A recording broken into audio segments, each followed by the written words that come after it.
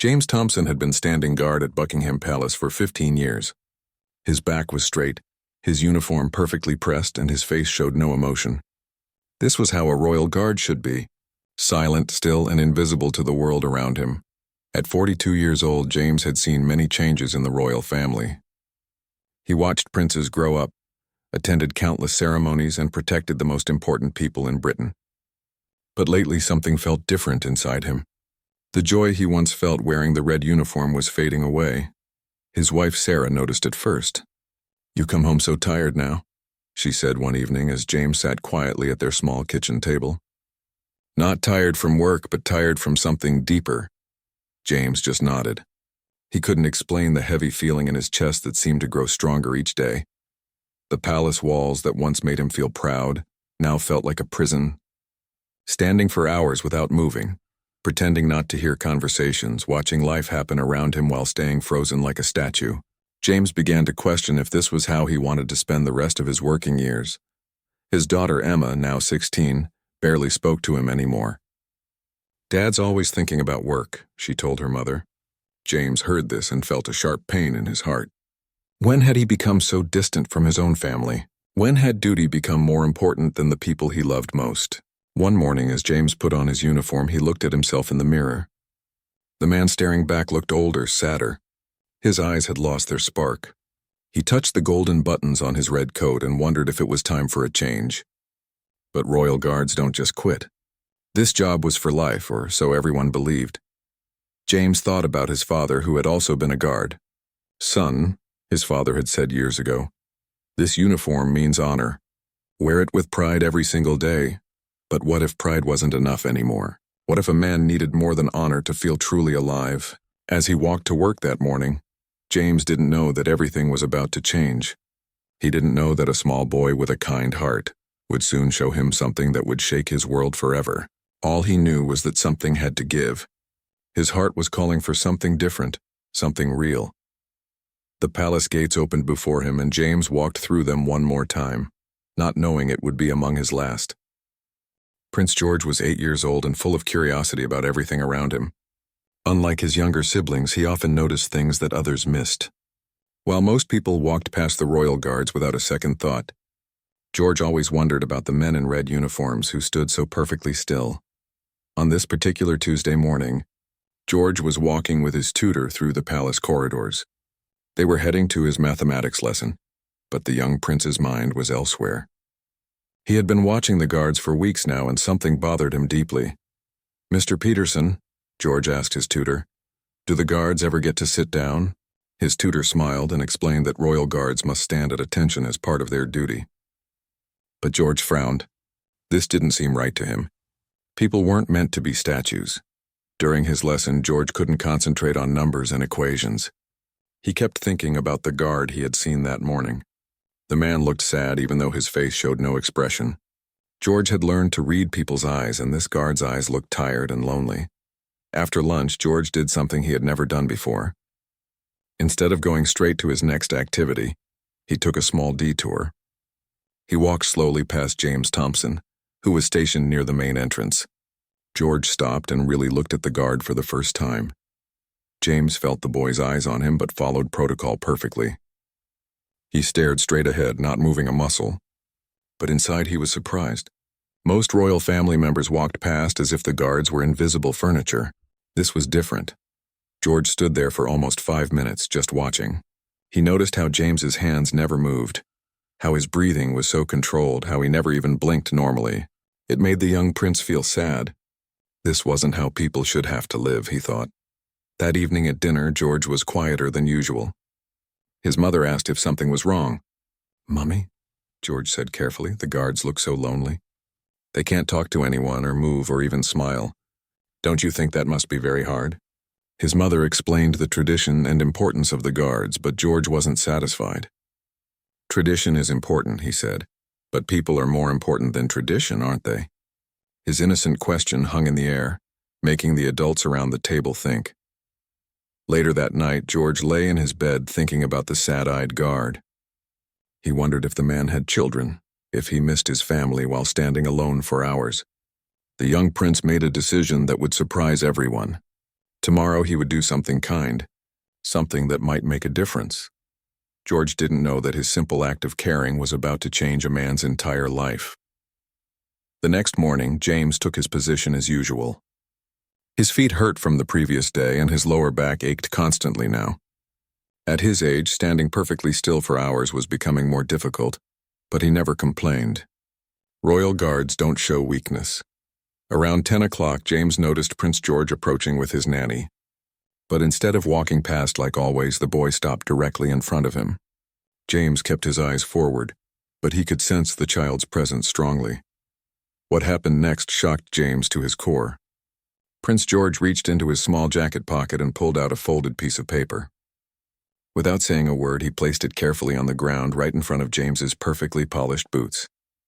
Then the young prince looked up at the guard's face, smiled the most genuine smile James had ever seen, and walked away quietly. James stared straight ahead, but his heart was racing. What was on that paper? He couldn't look down, couldn't move, couldn't pick it up. For the next 3 hours, that folded paper sat at his feet like a mystery waiting to be solved. Every minute felt like an hour.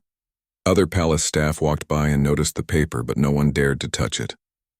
It was clearly meant for the guard. James's mind wandered to 1,000 possibilities. Was it a complaint, a joke, something official? The curiosity was eating at him. When his shift finally ended, James was replaced by another guard.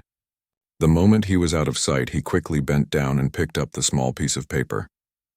His hands were actually shaking as he unfolded it. Inside, in careful child's handwriting, were just a few simple words. "Thank you for protecting us. You look tired. I hope you can rest soon. From your friend, George." Below the words was a small drawing of a stick figure in a red uniform with a big smile on its face. James felt something break open inside his chest. Tears came to his eyes before he could stop them. In 15 years of service, no one had ever thanked him personally. No one had ever noticed that he was tired. No one had ever called him their friend. This 8-year-old boy had seen him as a real person, not just a uniform. He sat down on a bench in the palace garden and read the note again. The kindness in those simple words hit him like a wave. George had taken time from his busy royal schedule to think about a guard's feelings. The drawing of the smiling guard made James actually laugh out loud, something he hadn't done at work in years. That night, James showed the note to his wife, Sarah. She cried when she read it. "This little boy sees who you really are," she said softly. "Maybe it's time you remembered who you really are, too." James folded the note carefully and put it in his wallet, right next to the picture of his family. Something important had shifted inside James Thompson, and there was no going back. The days following Prince George's gesture were different for James. Every time he stood at his post, he thought about that note in his wallet. The words, "Your friend, George," kept repeating in his mind. When had he last felt like someone's friend? When had he last felt truly seen and appreciated? James began to notice things he had ignored for years. He watched the other guards and saw the same tiredness in their eyes that Sarah had noticed in his. They all stood like statues, but they were human beings with families, dreams, and feelings. The uniform was supposed to make them proud, but James wondered if it was slowly making them disappear as people. 3 days after receiving the note, something unexpected happened. Prince George appeared again during James's morning shift. This time the boy didn't leave a note. Instead, he did something even more surprising. He stood in front of James and very quietly said, "Good morning, Mr. Guard. I hope you slept well."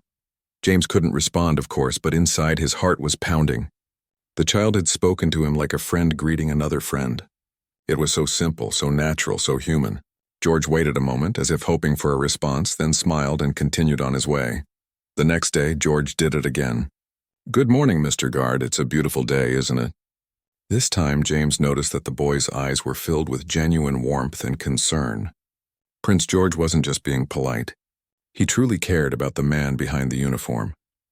James went home that evening and couldn't stop thinking about the irony of his situation. Here was one of the most important children in the world, taking time to check on him, while James felt more invisible than ever. The very people he was supposed to protect were showing him more humanity than he was allowed to show himself. He talked to his wife about everything that had been happening. "Sarah," he said, "I've been thinking about what my life means. I stand there protecting people, but I'm not really living. That little boy sees me as a person, but I'm not allowed to be one while I'm wearing this uniform. Sarah listened carefully. She had been married to James for 20 years and had never heard him talk about his feelings this openly. "What are you thinking about doing?" she asked gently. "I don't know yet," James replied honestly, "but something has to change. Prince George's kindness has shown me what I've been missing. I want to be someone who can smile back when a child is kind to me. I want to be present in my own life again." That night, James made a decision that would have seemed impossible just a week earlier. He would start looking into other career options. The Royal Guard position had given him pride and purpose for 15 years, but it was time to find a new way to serve and live. As he drifted off to sleep, James imagined what it would be like to smile at Prince George the next time the boy said good morning.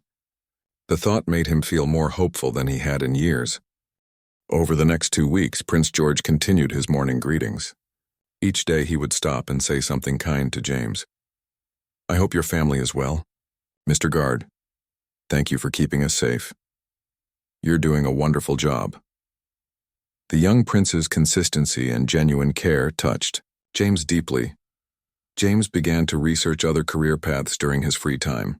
He looked into security work at museums, private protection services, and even teaching positions where he could use his discipline and experience. For the first time in years, he felt excited about the future instead of trapped by duty. His daughter Emma noticed the change in her father immediately. "Dad, you seem happier lately," she said one evening. "You're actually talking to us at dinner now." James smiled and realized she was right. Prince George's simple acts of kindness had reminded him how to connect with people again, starting with his own family. The breaking point came on a rainy Thursday morning. Prince George approached as usual, but this time he looked worried. "Mr. Guard," the boy said quietly, "you look sad today. Are you okay?" The genuine concern in the child's voice was overwhelming. James wanted so badly to respond, to tell this caring boy that he was fine, to thank him for his kindness. But he couldn't. He had to stand there like a statue while an 8-year-old child worried about his well-being. The absurdity and cruelty of the situation hit James like a physical blow. George waited for a moment, then reached into his pocket and pulled out another small note. He placed it at James's feet just like before, but this time he said, "I hope this helps."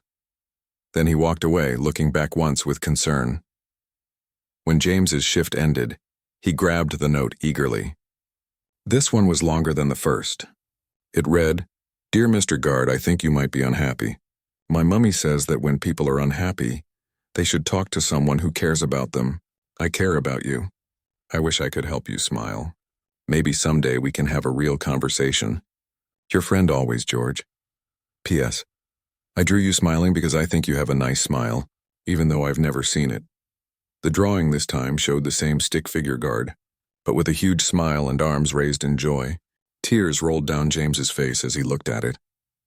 This innocent child had recognized his pain and was trying to heal it with pure kindness. That evening, James sat down with Sarah and Emma and made his announcement. "I'm going to resign from the Royal Guard," he said firmly. "I want to find work where I can be myself, where I can smile when someone is kind to me, where I can live as a real person, not a symbol." Sarah reached across the table and took his hand.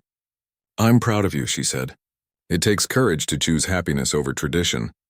Emma hugged her father tightly. "I'm excited to get to know the real you, Dad." James spent that night writing his resignation letter.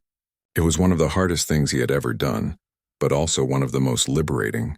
Prince George's friendship had shown him that life was too short to spend it as a living statue. It was time to become human again. James's last day as a Royal Guard was filled with mixed emotions. He had submitted his resignation letter the week before, and today he would stand at his post for the final time. His supervisors were shocked by his decision to leave after 15 years of exemplary service, but they respected his choice. As morning approached, James put on his red uniform one last time. He looked at himself in the mirror and saw something different. The sadness in his eyes had been replaced by hope. Prince George's kindness had given him the courage to choose a different path. At exactly 10 o'clock, Prince George appeared as he had every morning for the past month. But today was different. Today, James had a plan that would break protocol but honor the friendship that had changed his life. "Good morning, Mr. Guard." George said with his usual bright smile. "I hope you're feeling better today." James looked around quickly to make sure no one was watching. Then he did something that shocked himself. He looked down at Prince George and whispered very quietly, "Good morning, Your Highness. Thank you for your kindness. You have a beautiful heart." George's face lit up with pure joy. His eyes went wide with surprise and happiness. "You can talk," he whispered back excitedly. "I knew you were a real person inside that uniform." James smiled, a real genuine smile for the first time while on duty. "Today is my last day as a guard," he whispered. "I wanted to thank you properly. Your friendship gave me the courage to find a new life." Prince George looked concerned. "Are you leaving because you're unhappy?" "I didn't want to make you sad." "No, Your Highness," James said softly. "You made me remember how to be happy. You showed me that being human is more important than being perfect. You saved me." The young prince beamed with pride. "Will you be happier in your new job?" "Yes," James replied confidently. "I'm going to work at a school helping to keep children safe. Children like you, who see the best in people." Before anyone could notice their conversation, James returned to his formal position. But Prince George understood. He placed one final note at James's feet, gave him the biggest smile possible, and walked away with a spring in his step. When James opened the last note, it simply said, "I'm proud of you for choosing happiness. You will make lots of new friends who get to see your smile. Thank you for being my friend first. Love, George." 3 months later, James was working as head of security at a primary school in London. Every morning, children would greet him with enthusiasm, and he would greet them back with genuine warmth.